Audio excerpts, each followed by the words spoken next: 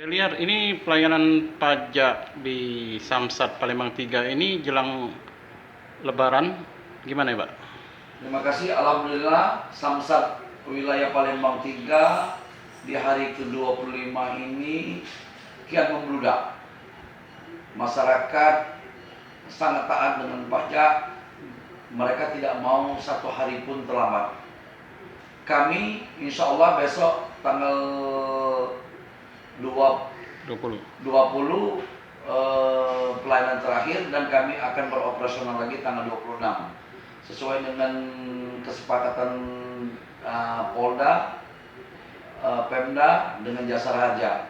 Sesuai dengan arahan Gubernur, kami tetap melayani sampai akhir pelayanan. Sumatera Selatan, khususnya di wilayah Kecamatan Alang Lebar, Sukarami, Kemuning, dan Gandus, masyarakatnya antusias untuk membayar pajak. Palembang 3 termasuk pelayanan yang ramai dan mudah-mudahan sampai kapanpun wajib pajak tetap akan mematuhi walaupun Sumatera Selatan dalam menghadapi COVID-19 mereka tetap semangat dan tetap sadar pajak.